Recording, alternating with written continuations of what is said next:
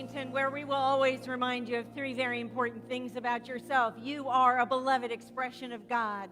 You are here for a holy purpose, and you are always in the right place at the right time right now. And so it is.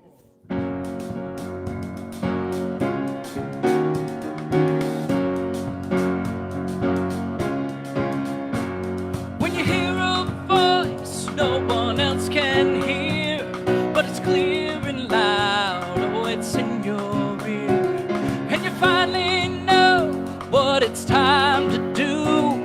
That's your true calling, calling you. Your true calling, calling you. Your heart's wide open 'cause your mind's been changed, and the dreams you dream are not the same. There's a gate that's open you can walk right through. That's your true calling, calling you. Your true calling, calling you. You ask yourself, is this a voice I can trust? You think you can't, you know that you must. Your heart's wide open, your heart's wide open, 'cause your mind's been changed, and the dreams you dream are not the same. And the gate's wide open, you can walk right through. That's your true calling, calling you. Your true calling, calling you. You ask yourself, is this a voice I can trust? You think you can't, you know that you must. You're afraid you'll fall if you let go, but there's only one way you'll ever know. Those wings you keep folded were meant to be used. Your true calling is calling you. Your true calling is calling you. You ask yourself, am I asking too much?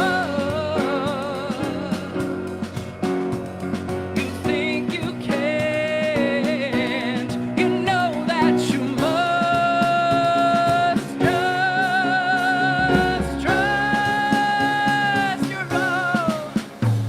Your heart's wide open 'cause your mind's been changed, and the dreams you dream are not the same. And the gate's wide open, you can walk right through. That's your true calling, calling you.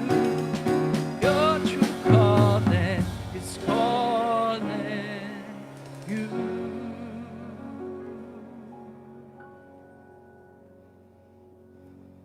Our true calling is calling us. It calls us every single day of our lives. It calls us to be all that we can be. But I want you to think for just a moment, what is it that gets you tied up in knots? What in your life gets you tied up in knots? That place where you feel like you have the knots in your stomach? Or that place where you feel like you want to move forward, but there's something in your way and you haven't necessarily determined what it is that's in the way? Or you know what's in the way and you're saying, hey, I don't know how to move around this block, or to move through this block, or how to jump over this block. A spiritual path is an amazing thing. We all face challenges, but the spiritual path doesn't remove the challenge. We're not devoid of challenges. But what happens on a spiritual path is we can develop the tools. We can begin to understand the spiritual laws at work in the universe. And we can develop the tools that assist us in moving, learning how to navigate life with greater ease. And I believe that ultimately we could learn how to navigate life with pure joy, with lots of ease and joy and harmony. Because all of that, the ease, the joy, the harmony, the love. It's part of who we are, and it comes from within us. Now, one of my favorite people in all the world in terms of teaching spiritual principle is Louise Hay.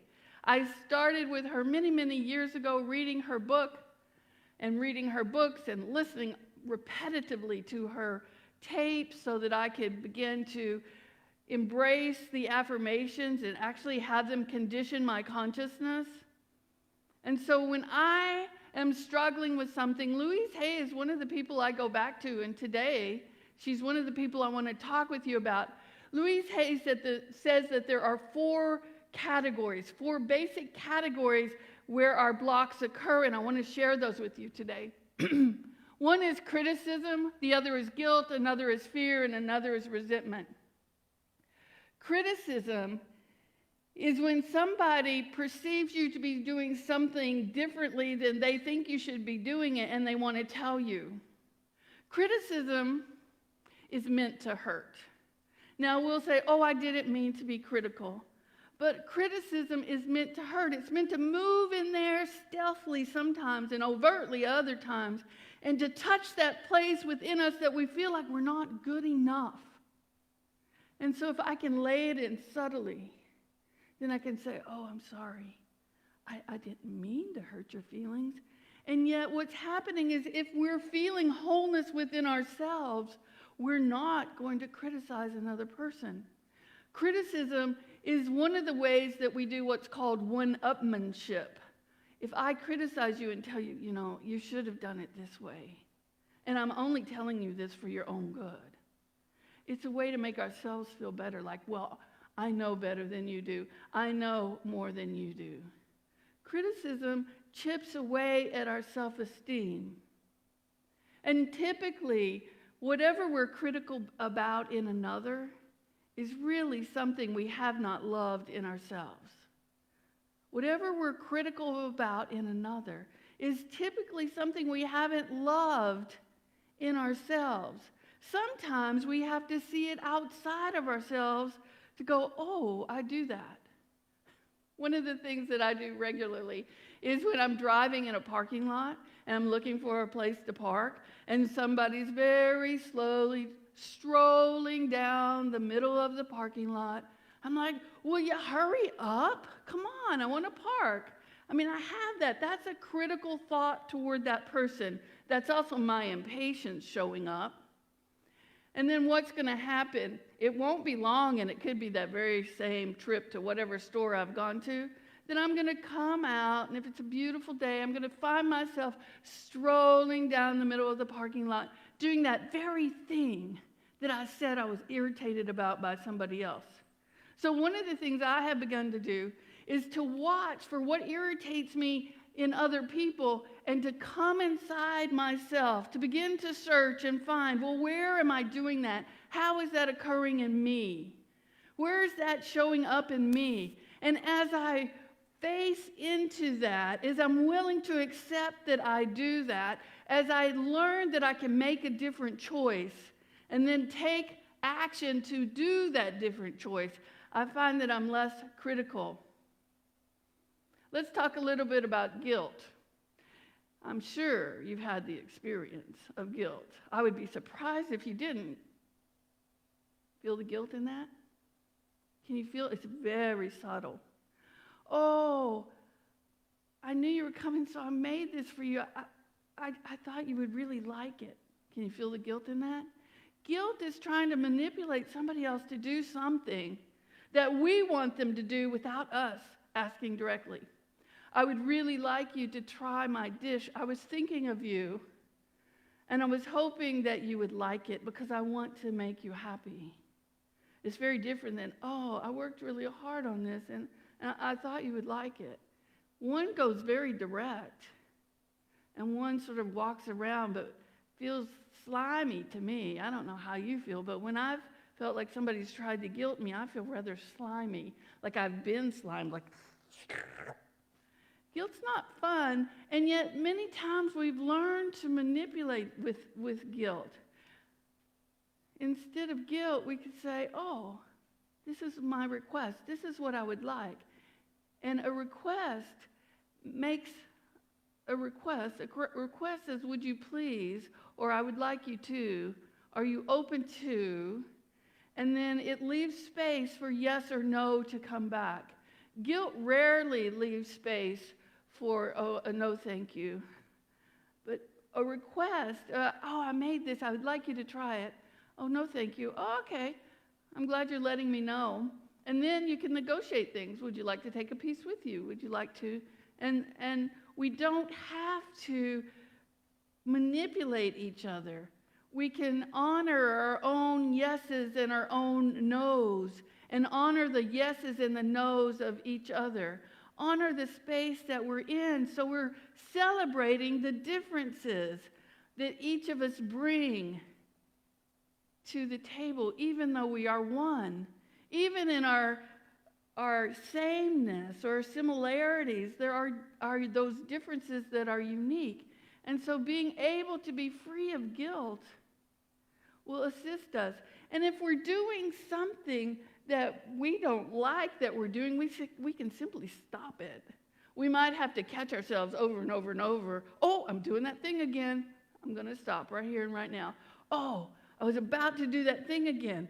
I'm glad I caught myself. Whatever that thing is for you. Fear is another one. There are some things that we are truly frightened of. And it's good to have some level of fear. I'm not saying we should never have any fear, but there's a lot of things that we fear that people have told us we should be afraid of that's not necessarily true. And one of the things that we can do is look for, is that thing, whatever we should be afraid of, universal to all? For instance, I grew up with a mother who was very frightened of snakes, and she instilled that in me, and I took it on. She taught it, but I took it on. So it's both and. She taught me to be afraid of snakes, but I took it on. And I'm still afraid of snakes. And I've done some work on it so that when snakes come through our yard, I don't scream as loud as I used to scream. But I've done some work on it because I realized that I took on her belief. There are other beliefs in the world that I have taken on. One of the beliefs I took on that created fear in me was that without a man to take care of me, I would never make anything of myself. And I can remember the moment standing in the kitchen with my mother saying that to me, that I took that on. She put the idea out, but I took it on. And it took me a number of years to work that through, to say, wow, I can stand on my own. I can provide for myself, whether I'm with a man or not with a man. I can provide for myself no matter who I am, whether I'm alone or partnered. And it took me a lot of years to work that through. It was a belief that I took on. And many of us take on a lot of different beliefs. We're too much. We're too little. We're not enough. We're too shy. We're too loud. Oh, you could never do that. Oh, that could never be done. Do you recognize any of them? Take a moment and think about, what's a belief that you took on? That somebody told you, oh, it cannot be done, and you took it on. The beautiful thing is when those thoughts emerge, if we're willing to tease them apart, to look at, oh, whose voice am I hearing in my head? Who taught me that? Is that belief still valid? Or is that a belief that's a block for me that I would like to change, to shift? And will it take some work? Probably. It could happen in an instant if we allowed it to. But I know for me, it usually takes some work. It takes some changing of my thinking. It takes me catching that belief and recognizing that I have it in play and making a different choice. And let's talk a little bit about resentment. Many of us have taught, particularly women, and really honestly, I don't know about men, but many women have been taught that it's not okay to be angry. It's not ladylike. I used to get that one. It's not ladylike to be angry. And so we've taken on a belief that we're not supposed to have these feelings that do emerge in us. When somebody trespasses against us, anger is a natural emotion. When somebody betrays us, anger is a natural emotion. Sometimes anger and fear get tied up together, so it's hard to determine whether I'm angry or I'm scared. But usually that can show up because my first response is fear, and my second response, what's up under there, under the fear, is anger, and then that begins to show up when the fear has dissipated. A child running out into the street, the first thought is often fear, and the second feeling that comes through is anger. What were you doing? What were you thinking? And that's often an anger response. But when we've been taught not to feel our anger, when we've been taught that it's not okay to feel angry, to be angry, without being taught how to work through, to navigate, to move the energy of the anger, we often will turn it into resentment. And when we start to feel resentment towards somebody, that usually means that we've had several blocks of anger. You can think about them as suitcases that we're kind of pulling behind us. We have several suitcases full of anger that we're trailing behind us. And they show up in moments when we're triggered. Those feelings, the critical feelings, and then the thoughts and the words that come after them. The fear, the guilt, the resentment will come when we're triggered. And sometimes when we get past being triggered and we're back in what we think is a calm and neutral state, we'll think, wow, I don't understand why I was so upset about that. But in the moment of being triggered, it's very present and very obvious to us. So learning how to work through the resentment is like learning how to work through the layers of anger that we have built up. And what happens so often is these feelings are so familiar to us, we don't even recognize that that's what we're experiencing until, whoosh, something happens outside of ourselves or something happens inside of ourselves, and it rises up. It emerges from within us. And sometimes it emerges like a volcano, whoosh. And then it's right in our face, but at that point, it's hard to think clearly enough to actually be able to work it through.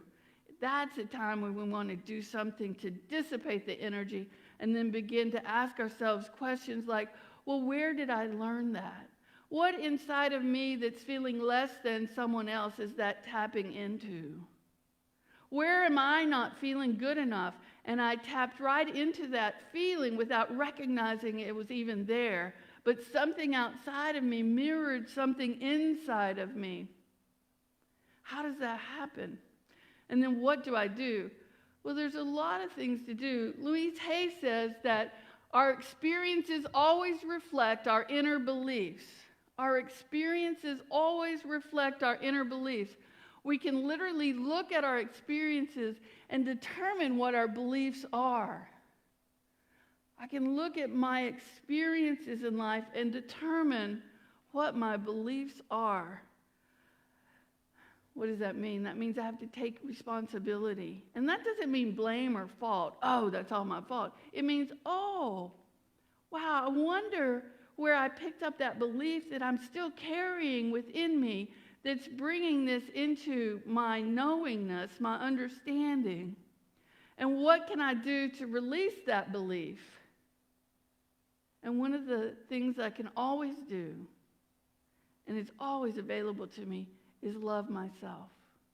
I can love myself for having that belief because the love embraces the belief. It will assist me in including it in my life because wholeness includes our allness. And one of the names for God is all that is. Wholeness includes our allness. So we can begin to examine our beliefs and ask those questions. Is this the belief reflective of the current version of myself? Or is this a belief I need to release and let go? And then I need to do the work to release and let go of it. Here's some ways. Trust that we have intrinsic worth. We are created in the image of and as the likeness of God, whatever name you have for God. We are inherently divine. We cannot be separated from our divinity. We are fully human and fully divine. And when we're in those places, those blocks of criticism and guilt and resentment and fear, we're more in our humanness than we are in our divinity. But our divinity is love. It's our essence. It's who we are. And so when we can move into alignment with our divinity, when we can say, wow, I'm noticing that critical thought and I'm going to love myself for having it and I'm going to change that thought. I care enough about myself to change that thought. I love myself enough to not be critical toward myself or anyone else. It's an act of self-love. Jesus taught, love your neighbor as yourself. And we can flip it around. Love ourselves. And as we love ourselves, we're going to love our neighbors. Because we cannot give the same amount of love.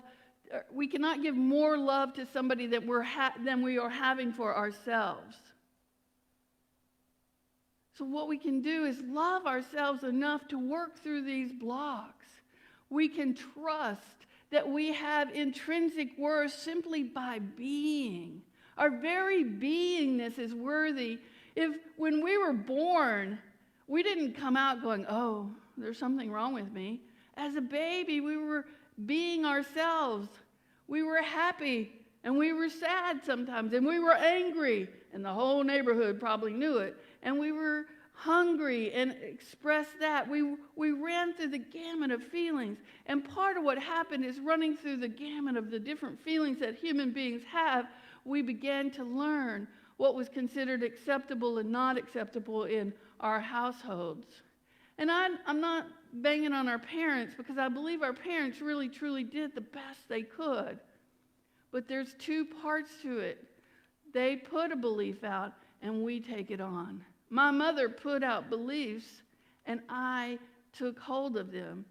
And it's up to me to begin to say, is this belief that I have taken hold of still working for me? Maybe it never worked for me. Well, it's not working for me. What am I willing to do? And that's responsibility, the ability to respond differently. Oh, I don't have to hold on to this belief. I can let it go. I can write it down and burn it.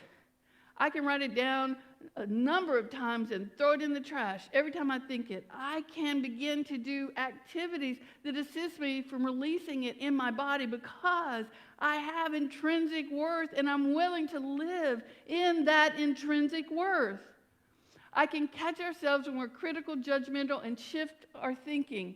I can catch myself the moment I'm critical. I can catch myself sometimes 5 moments after I've been critical and come back and say, what else might I have thought? What's another thought I could have had there? Am I willing to learn that thought? And notice the energy of when the criticism is coming up because there's an energetic response in our body. So we have to bring our awareness and fine-tune that awareness to what's happening inside of us. This is part of presence, being present. Oh, I noticed when so-and-so said that, I felt my stomach clench. How interesting. Wonder what that touched off in me. If in my stomach area, I was probably scared. What am I scared of? Wow, whose voice did that remind me of? What am I willing to do? Let me, stalk or hunt down this belief so that I can live from my intrinsic worth. And then I can say thank you to that person for assisting me in noticing something that was within me that I was not aware of. Now, some people can accept that and some people don't. But you can always send a heartfelt thank you to the individual. Thank you for helping me to see a place that I have not fully embraced my fear. Thank you for helping me see a place where I have not fully embraced myself in my full humanness and my full divinity. Thank you for showing me a place where I haven't truly, fully, completely, with wholeness, loved myself. It's a gift that we give each other. we don't always see it as a gift, but it is truly a gift. When I'm triggered, that's all about me, because the triggering happens inside of me. Somebody else might have been the catalyst or the mirror for it. They might have been pushing my buttons, but if they're pushing my button was out there to be pushed. And if my button was out there to be pushed, then I'm going to have an experience within myself. And if I'm willing to clear that experience within myself, then eventually there will no longer be that button out there to be pushed. I can come to neutral with that feeling. I can come to neutral with that belief that is a limiting belief that is blocking my full creativity and my full aliveness. And we can focus on loving ourselves. When we're judgmental, when we're angry, when we're sad, when we're scared, when we're happy, when we're joyful, when we're celebrating something, we can learn to focus on loving ourselves, bringing our attention and our awareness back to our heart. Louise Hay teaches this through mirror work. Her idea is to go and stand before the mirror, to look into our eyes and to say, I love you. For some of us, that's really hard to do. And when it's really hard to do, so much that we start resisting and avoiding it, she says, go into the mirror and look at your nose in the mirror and direct your attention, your awareness to your nose or your chin and say, I love you. And eventually bring it to your eyes. And take as long as you take without judgment. So often we will have an experience that brought up a trigger for us, that brought up some emotion, and we think we cleared it and we're going along fine, and then something happens and here comes that same emotion again. And what can sometimes happen is we can begin to judge ourselves for replaying or recycling that emotion, but we're doing it somewhat differently. We may not recognize it because it's the same emotion, but we're recycling it from a different perspective, from a different direction, from a different layer. Maybe we've taken, if you think about a 7-layer cake, maybe we've taken 3 layers off and we're on the 4th layer now. But when we're willing to stay with it, when we're willing to love ourselves enough to find those triggers and see that finding those triggers that are inside of ourselves are what helps us to release those blocks that bind us. When we're willing to love ourselves enough to do it, we can create a life of joy, of harmony, of creativity. We can get up in the mornings and be really excited about what our day is. We can get up in the mornings and say, okay, I know that I have within me the power within me that comes from my intrinsic divinity to create a day that at the end of it I feel joy. And then I can be grateful. And I can write in my gratitude journal, I'm grateful for, I'm grateful for, I'm grateful for. Or we can share with a partner or a friend. I want to share my gratitude with you. I want to share with you what made my heart sing today. And we can have a longer list of what makes our heart sing than that list of criticisms or when somebody's telling us we cannot do something because of a limiting belief. What is true is most of our beliefs are limiting. But what happens is as we take layer after layer after layer off those limiting beliefs, they go from being very narrow to widening. And then we can have a bigger belief, and we're having a bigger belief, and we're having a bigger belief, and we can have a bigger belief. And we can be ever expanding in our beliefs so that little by little we're shaving any part of unlimited out of our consciousness so we can focus on our infinite potential. For within us is that infinite potential. Are you willing to play in this arena in life? That's a question that only you can answer. And whatever your answer is, let it be the right answer for you. I have some affirmations for us. The more I call forth the power within me, the more freedom I experience in life. The more I call forth that power within me, that intrinsic worth, my divine nature, the more freedom I experience. I focus my attention on love and allow my inner wisdom to be my guide. I focus my attention on love and allow my inner wisdom to be my guide. I want us to come into meditation, but I really want you to focus for a moment on the graphic. I love myself. And if you can, if you're willing, if you want to, in your mind's eye in this moment, simply say it to yourself. I love myself. A moment of love, a drop of love into the consciousness of our moments, into the consciousness of our day. Let's take this into a time of meditation. I'm going to keep my eyes open. You do whatever you like, whatever is most comfortable for you, whatever is most loving for you. Take a breath, if you will. You don't have to change it. Just notice where it goes to. Breath is a form of inspiring. Let's inspire ourselves to love. Let's inspire ourselves to be willing to be explorers in our own lives. Explorers that are looking for our wholeness. Explorers that are looking for the best of ourselves. Explorers that are willing to see through a magnifying glass, through a microscope, through a telescope, who we truly are, the light that we are, the light that we bring into this world, and then to be willing to live from the vastness, the infiniteness of that light. And imagine in your heart a light that's beginning to shine. It's always been there, but you're turning your awareness to it now. It can be whatever color you want it to be.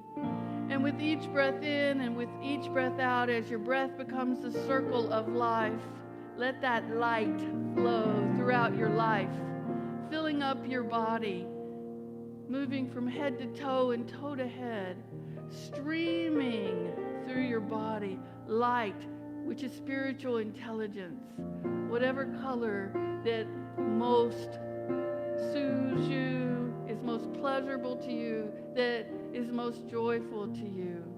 Let it come forth. Let it be. Let it move through your life. And then let your light merge with the light that's all around us in the universe. The starlight, the sunlight, the moonlight. The very essence of life is light. Moving out across the edges of our body into the room that you're in, and then out from the room, feeling the vastness of the universe. For we are in the universe, and the universe is in us. We are one. Feeling that oneness, standing in the consciousness of that oneness, standing in the consciousness of the essence of love that we are. I'm going to invite you now to take one more breath, to remember that feeling, and then to begin to come back into this room, this time, this place. Come back and allow yourself to bring that feeling with you, to be the love that you are.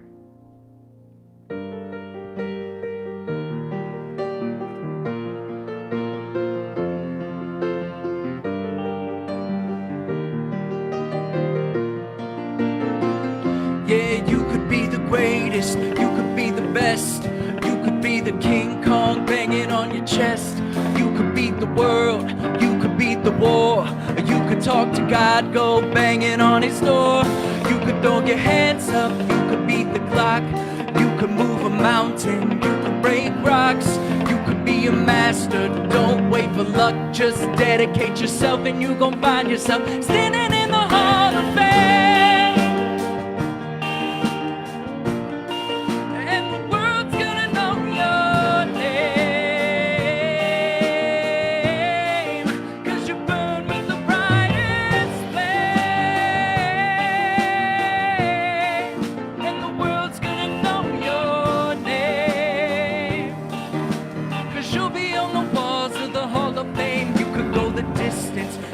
run the mile. You could walk straight through hell with a smile. You could be a hero, you could get the gold, breaking all the records they thought never could be broke. Do it for your people, do it for your pride. You're never gonna know if you never even try. Do it for your country, do it for your name, 'cause you know there's gonna be a day when you're standing in the Hall of Fame.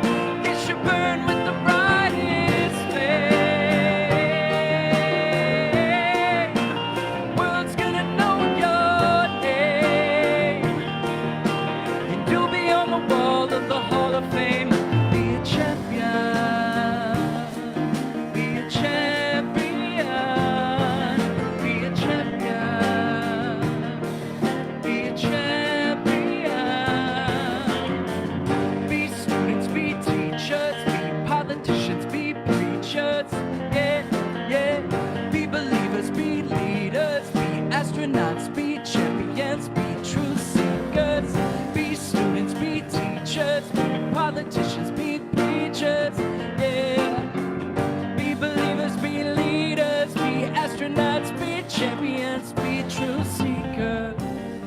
Be all of that. And know that Unity of Wilmington is here with one presence and power supporting you. And remember to love yourself as much as you can from wherever you are today and every day.